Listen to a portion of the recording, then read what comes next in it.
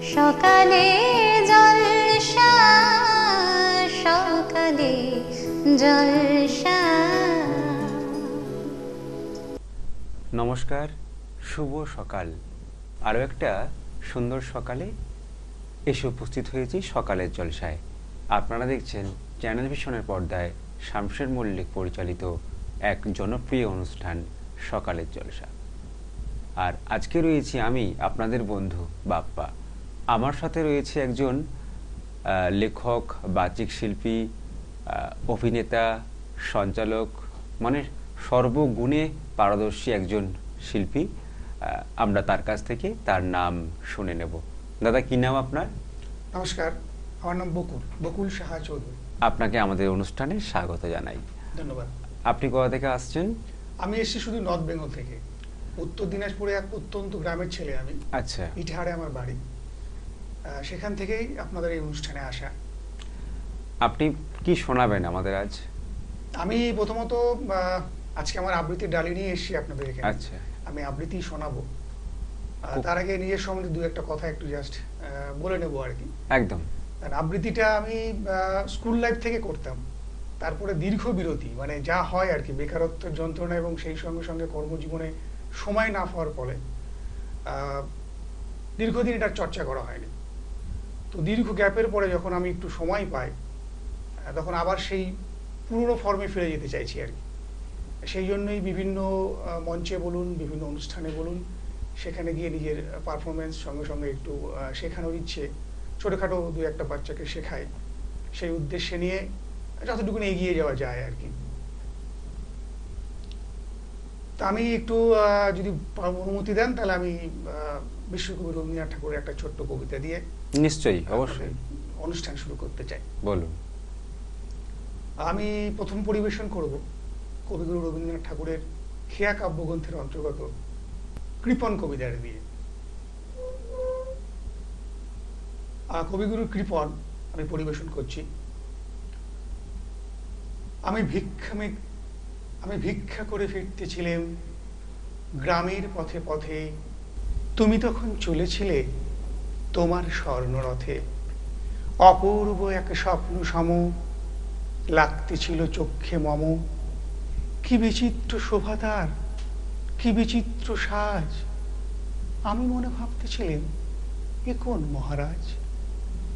আজি শুভক্ষণে রাত পোহালো, ভেবেছিলেম তবে আজ আমারে দাঁড়ে দাঁড়ে ফিরতে নাহি হবে। বাহির হতে নাহি হতে কাহার দেখা পেলেম পথে, চলিতে রথ ধনধান্য ছড়াবে দুই ধারে। মুঠা মুঠা কুড়িয়ে নেব, নেব ভারে ভারে। দেখি সহসা রথ থেমে গেল আমার কাছে এসে, আমার মুখ প্রাণে চেয়ে নামলে তুমি হেসে। দেখে মুখের প্রসন্নতা জুড়িয়ে গেল সকল ব্যথা, হেনকালে কিসের লাগি তুমি অকস্মাৎ, আমায় কিছু দাও গো বলে বাড়িয়ে দিলে হাত। মরি একই কথা রাজা ধীরাজ, আমায় দাও গো কিছু। শুনে ক্ষণকালের তরে রইনু মাথা নিচু। তোমার কি বা অভাব আছে ভিখারি ভিক্ষুকের কাছে, এ কেবল কৌতুকের বসে আমায় প্রবঞ্চনা। ঝুলি হতে দিলেম তুলে একটি ছোট কণা, যবে পাত্রখানি ঘরে এনে উজাড় করি, এ কি ভিক্ষা মাঝে একটি ছোট সোনার কণা দেখি। দিলেম যা রাজ ভিখারি রে, স্মরণ হয়ে এলো ফিরে, তখন কাঁদি চোখের জলে দুটি নয়ন ভরে। তোমায় কেন দিইনি আমার সকল শূন্য করে। বাহ, খুব সুন্দর করে দাদা আমাদেরকে কবিতা শোনালো। আপনি কতদিন ধরে এই কবিতার জগতে আছেন? আমি ধরুন স্কুল লাইফ থেকে আমার এটা শুরু। আচ্ছা। তারপরে আপনাকে বললাম মাঝখানে দীর্ঘ বিরতি, প্রায় বলতে পারেন 15-16 বছরের উপর একটা বিরতি। আচ্ছা। তারপরে আবার নতুন করে আবার ফিরে আসা। অ্যাকচুয়ালি বন্ধুদের ইচ্ছাতেই আমার এটা করা আর কি। পুরনো যারা বন্ধু বান্ধব ছিল, যখন কি হতো আগে সময়টা হতো না, তো যার জন্য ওই ডায়েরির মধ্যে সমস্তটা সীমাবদ্ধ থাকতো। আচ্ছা আচ্ছা। সে আপনি লেখাই বলেন বা বাচি কি বলে, শুধুমাত্র ওই সঞ্চালনাটাই মঞ্চে করা হতো, আর খুব অল্প সময়ের জন্য আমি ওই লোকাল কেবল টিভি চ্যানেলের সঞ্চালনের কাজটা করতাম। তো সেটা ওই চাকরি সূত্রে বেশি দিন কন্টিনিউ করতে পারিনি আর কি। তারপরে যা হয় বুঝতেই পারেন, একটা সময়ের অভাবের জন্য সেটাকে এগিয়ে নিয়ে যাওয়া হয়নি। এখন চেষ্টা করছি আবার যদি সেই পুরোনো গাড়িকে আবার ট্র্যাকে আনা যায় আর কি। একদম। পরবর্তী কবিতা কি শোনাবেন? আমি একটু আঞ্চলিকতায় চলে যাই। এখন তো অনেকেই আঞ্চলিক নিয়ে খুব ভালো ভালো কাজ করছেন। সেই সূত্রে নিয়েই কবি ভবতোষ শতপথীর ১.৫ বিঘা জমিনটা আমি আমার দ্বিতীয় নিবেদনে রেখেছি। জানিস চুনু ভাই, বাঁধ নামর ওই যে আড়হে লম্বে ১.৫ বিঘার সলগুড়াটা, গোটাটা একদিন হামদের ছিল, শুনিস নাই? এখন তো গায়ের সব লোকেই বলে যদুর গুড়া। যদু তর হামার ঠাকুর দাদার নাম ন। বাপে বলতো যদু নাকি আকাল বছর মহাজনের ঠিন একাররা ধান দাদন লিয়েছিল। ৪ ডবল বাইর করছে যখন বেজায় হয়ে গেল, তখন দাদুয়ে নাই পাইল দিতে। কোথা পাবে এত ধান যে সৎ কইরবে? তুই তো দেখো নাল ছানা। আমার টুকু টুকু মনে পড়ে ওই জমিনটায় একদিন লাল ফতেঙ্গা গানিয়ে দিয়ে ঢোল বাজায়, যেমন বিহা ঘর হচ্ছে লিখেন। আমাদের পূর্বপুরুষের জমিনটা মহাজনে নিলাম করে নিল। আমাদের আর ১ ছটাক জমিন কোথাও নাই। বাপ মুনিশ খাটতে খাটতে বেদম কাহিল হয়ে গেল। মুখে রক্ত উঠা বাপ টাটকায় মরে গেল। মায়ের কি করিবে, কটা ভাচা করে তকে আমাকে ১ ডুবি মার ভাত দিত। জানিস চুনু ভাই, মাই না রাধা ঘরের কোণে বসে ফুফায় ফুফায় কাঁদত। আমি জিজ্ঞেস করলে বলতো পেটটা দুখা ছেড়ে মনু। চুনু ভাই, তুই তো এখন ভূখল জোয়ান হয়েছিস, পড়ালেখা করছিস, ৩-৪টা পাশ করলে অফিসার হয়ে যাবি। তখন মেমেল লিখেন বহুমিহা করে কলকাতা পালাই যাবিস নাই তো। বাহ, আমরা পরপর দুটো কবিতা শুনলাম। দাদা, আপনি তো লেখেনও। হ্যাঁ। মূলত কোন বিষয়ে লেখেন এবং কোন বিষয়ে লেখা আপনার প্রকাশিত হয়েছে সেগুলো যদি একটু বলেন। লেখালেখিটা ওই বলবো কলেজ লাইফের পরে থেকে আমার শুরু। আচ্ছা। সেটা ওই আমার বন্ধ ডায়েরির মধ্যেই সীমাবদ্ধ ছিল। প্রবন্ধ লেখেন নাকি কবিতা লেখেন? না, আমি বেসিক্যালি কবিতা লিখি, সঙ্গে রিসেন্ট একটু ছোট গল্পের দিকে একটু শুরু করেছি, ঝোঁকটা বেড়েছে আর কি। ছোট গল্প এবং ভ্রমণ কাহিনীমূলক আচ্ছা আচ্ছা যেগুলো হয় আর কি, সেটাই। এর মধ্যে বেশ কিছু সংকলনে আমার লেখা বেরিয়েছে। অ্যাকচুয়ালি আমি লিখতাম, কিন্তু সেটা প্রকাশিত হতো না। কারণ এটা হতো না, আমার একটা কনসেপ্ট ছিল, কারণ এখন তো ধরুন ইন্টারনেটের যুগ, মানে আমার লেখাকে অন্য কারোর নামে চালিয়ে দেওয়া এই একটা প্রবণতা ছিল, এবং সেটাকে আমি ভীষণভাবে ভয় পেতাম। আচ্ছা আচ্ছা। তো সেই সূত্রে আমি আমার লেখা কোনো ফেসবুক গ্রুপে বলুন বা কোথাও বলুন বা যাতে করে কপি না হয়। হ্যাঁ, কপি যাতে না হয়। কারণ আমি তো এত বড় মাপের লেখক না যে কপি সত্য রাইট করে রেখে দেবো, সেই জন্য দিতাম না। তো আমার পুরনো যারা বন্ধু বান্ধব ছিল, যারা কবি এবং সাহিত্যিক যারা রয়েছেন, তারা বিশেষ করে আমাকে ধরলো যে তুই কেন এটা পাবলিশ করছিস না। তো তাদের উদ্দেশ্যে আমার একটাই বক্তব্য ছিল যে একটা ক্রিয়েটার, সেটা আপনি সাহিত্যিক বলুন বা বাচিক শিল্পী বলুন বা অভিনেতা বলুন, যে ক্ষেত্রে বলুন না কেন, সেদিন তিনি যখন সৃষ্টি করেন সেটা তার কাছে সন্তান তুল্য। একদম। তো সেটা যদি অন্য কেউ তার হাতে চলে যায়, তো তার সেই জিনিসটা ভীষণ খারাপ লাগে।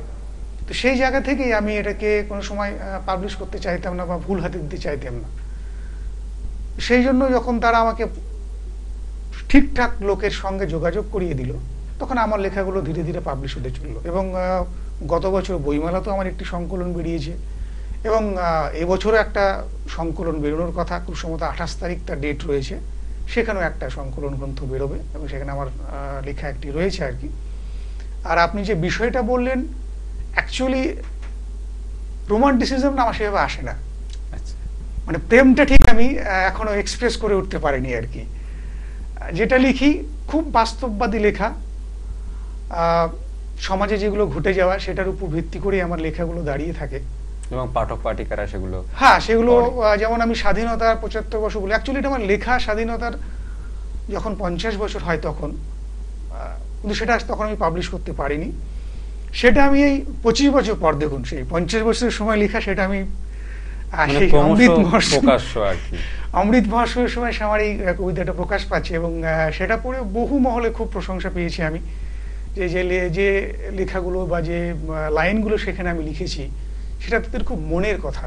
আচ্ছা, সেখানে যেমন বাবা মায়ের যন্ত্রণা বোধটা রয়েছে, বৃদ্ধাশ্রমে সংখ্যা বেড়ে যাওয়ার যে একটা প্রবণতা বেড়েছে, এবং আমাদের শিক্ষার যে দুরবস্থা সেখানে তো সেটা উঠে এসছে। একদম বাস্তববাদী একটা। হ্যাঁ, বাস্তব যেটা সেটাই আমার লেখালেখিতে উঠে আসে আর কি। মানে আপনার কলম দিয়ে সেগুলোই বের হয় যেগুলো একদম আমাদের জনসমাজে ঘটে চলেছে প্রতিনিয়ত। আমরা আরো কবিতা শুনবো এবং কথা শুনবো, কিন্তু সময় হয়েছে ছোট্ট একটি বিজ্ঞাপন বিরতির। বিজ্ঞাপন বিরতির পর আবারও ফিরে আসছি সকালের জলসা অনুষ্ঠানে। সকালে জলসা, সকালে জলসা।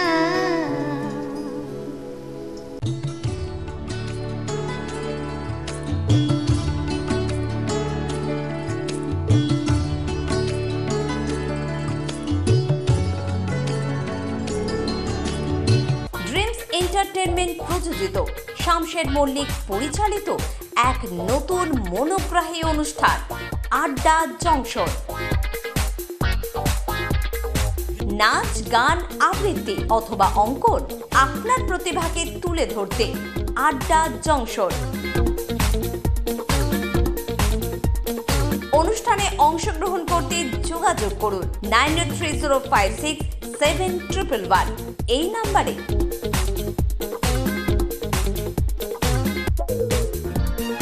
আড্ডা জংশন প্রতিদিন সকাল 9টায় চ্যানেল ভিশনে।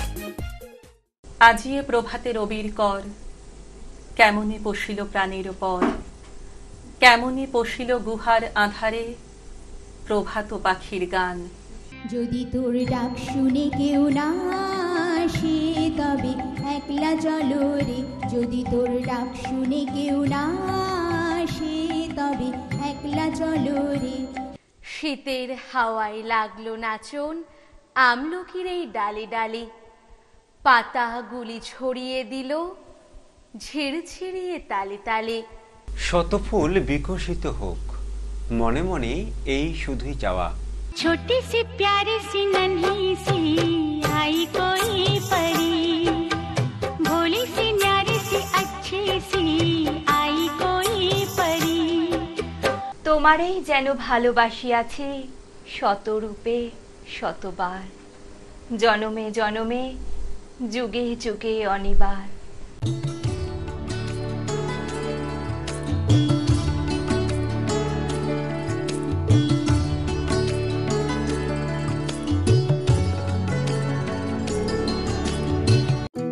সকালে জলসা, সকালে জলসা।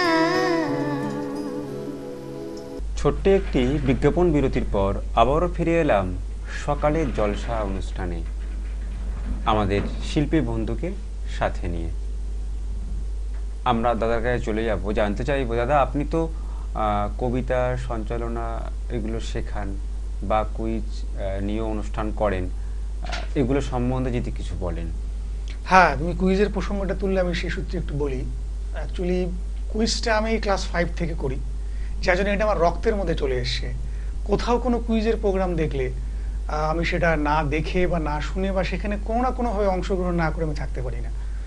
তো সেই সূত্রে দীর্ঘদিন কুইজ করতে করতে, বিভিন্ন মঞ্চে পারফর্ম করতে করতে আমাদের একটা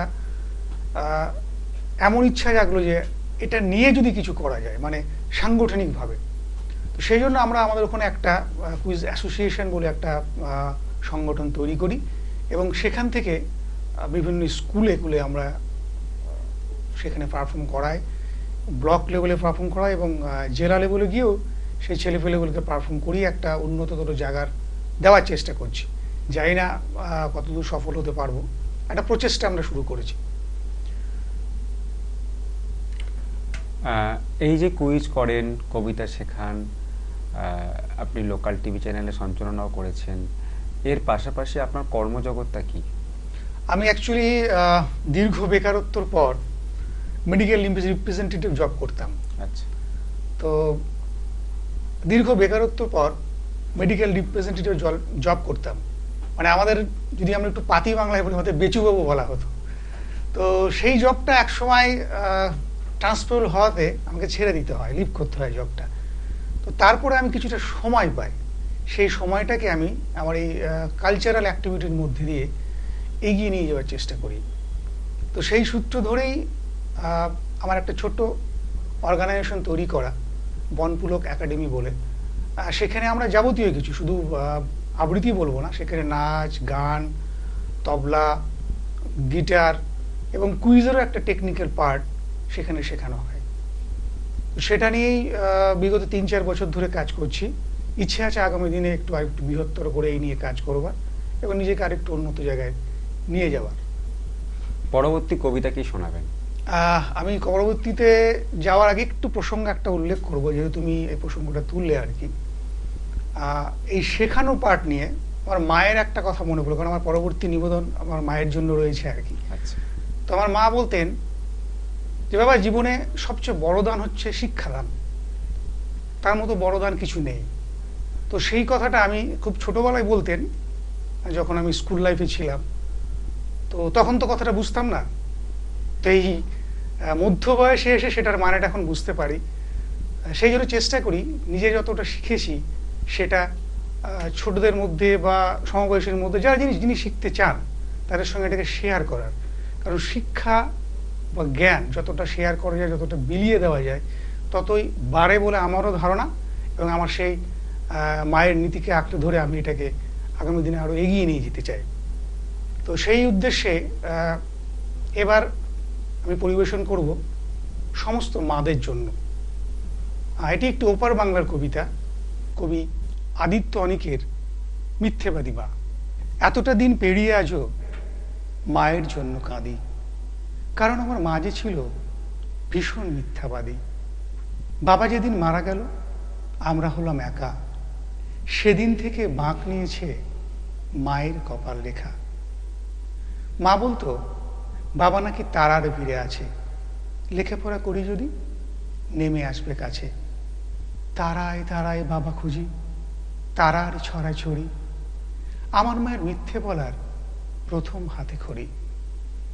পাড়াপড়শি বলতো এসে এ বয়সের আড়ি, একে একে এতটা পথ কেমনি দিবে পারি, ভালো একটা ছেলে দেখে বিয়ে করো আবার। মা বলতো ওসব শুনে ঘেন্না লাগে আমার, একা কোথায়, খোকন আছে, বিয়ের কি দরকার। ওটা ছিল আমার মায়ের চরম মিথ্যাচার। রাত্রি জাগে সেলাই মেশিনে, মায়ের চোখে কালি, নতুন জামায় ঘর ভরে যায়, মায়ের জামায় তালি। ঢুলু ঢুলু ঘুমের চোখে সুই ফুটে মার হাতে। আমি বলি শোও তো এবার, কি কাজ এত রাতে। মা বলতো ঘুম আসে না, শুয়ে কি লাভ বল। ওটা ছিল আমার মায়ের মিথ্যা কথার ছল। স্কুল থেকে নিতে আসা গাড়ি ঘোড়ার চাপে আমার জন্য দাঁড়ান মা কড়া রোদের তাপে। ঘামে মায়ের দম ফেটে যায়, দুই চক্ষু ভরা ঝিম। ভ্যানিটি ব্যাগ খুলে আমায় দিত আইসক্রিম। মায়ের দিকে বাড়িয়ে ধরে বলতাম একটু নাও। মলিন হেসে মা বলতো খাও তো বাবা খাও, আমার আবার গলা ব্যথা, ঠান্ডা খাওয়া মানা। ওটা ছিল আমার মায়ের নিঠুর মিথ্যাপনা। বড় হয়ে চাকরি নিয়ে বড় শহর আসি, টুকটুকে বউ ঘরে আমার, বউকে ভালোবাসি। পশ এলাকায় বাসা নিয়ে ডেকোরেটর ধরে সাজিয়ে নিলাম মনের মতো অত্যধুনিক করে। মা তখনও মফস্বলে কুশিয়ারের ঢালে, লোডশেডিংয়ের অন্ধকারে সন্ধ্যাবাতি জালে। নিয়ন বাতির ঢাকা শহর আলোয় ঝলমলো। মাকে বলি গঞ্জ ছেড়ে এবার ঢাকা চলো। মা বলল এই তো ভালো, খোলামেলা হাওয়া, কেন আবার তোদের ওই ভিড়ের মধ্যে যাওয়া? বদ্ধ ঘরে থাকলে আমার হাঁপানি ভাব হয়। ওটা ছিল আমার মায়ের মিথ্যা অভিনয়। তারপর আমি আরো বড় স্টেটসে অধিবাসী, বিশ্বব্যাংকের বিশেষজ্ঞ, সুনাম রাশি রাশি, দায়িত্বশীল পদে আমার কাজের অন্ত নাই। মায়ের খবর নেব এমন সময় কমই পায়। মা বিছানায় একলা পড়া, খবর এলো শেষে এমন অসুখ হয়েছে যার চিকিৎসা নাই দেশে। উড়ে গেলাম মায়ের কাছে, অনেক দূরের পথ, পায়ে পড়ে বলি মাকে এবার ফেরাও মত। একা একা গঞ্জে তোমার কি সুখ তুমি বলো, আমার সঙ্গে এবার তুমি আমেরিকা চলো। এসব অসুখ আমেরিকায় কোনো ব্যাপার নয়, 7 দিনের চিকিৎসাতেই সমূল নিরাময়। কষ্ট হাসি মুখে এনে বলল আমার মা, প্লেনে আমার চড়া বারণ তুই কি জানিস না? আমার তেমন হয়নি কিছু, ভাবছিস অযথায়। ওটাই ছিল আমার মায়ের শেষ মিথ্যা কথা। কদিন পরে মারা গেল নিঠুর মিথ্যাবাদী। মিথ্যাবাদী মায়ের জন্য আজও আমি কাঁদি। মিথ্যাবাদী মায়ের জন্য আজও আমি কাঁদি। আমরা দাদার কণ্ঠে কবিতা শুনলাম। সময় প্রায় শেষের দিকে চলে আসছে। দাদা এবার কি শোনাবেন আমাদের? এবার আমি আমার শেষ নিবেদন শুরু করেছিলাম বিশ্বকবি রবীন্দ্রনাথকে দিয়ে, শেষ করব বিদ্রোহী কবি কাজী নজরুল ইসলামকে দিয়ে। এই কবিতাটা শুরু করার আগে আমি জাস্ট দুটো কথা একটু বলে নেবো, কারণ নজরুল ইসলামকে আমরা সবাই বিদ্রোহী বলেই জানি, কিন্তু তিনি যে কত বড় রোমান্টিক কবি ছিলেন, হ্যাঁ, তিনি যে কত বড় রোমান্টিক ছিলেন সেটা এই কবিতার মাধ্যম দিয়ে প্রকাশ পায়। তো আমি দোলনচাঁপা কাব্যগ্রন্থের কবিরানী এই কবিতাটি আমি পরিবেশন করব। তুমি আমায় ভালোবাসো তাই তো আমি কবি, আমার এরূপ সেজে তোমার ভালোবাসার ছবি। আপন জেনে হাত বাড়ালো আকাশ বাতাস প্রভাত আলো, বিদায় বেলায় সন্ধ্যা তারা পূবের অরুণ রবি। তুমি ভালোবাসো বলে ভালোবাসি সবই, আমার আমি লুকিয়েছিল তোমার ভালোবাসায়।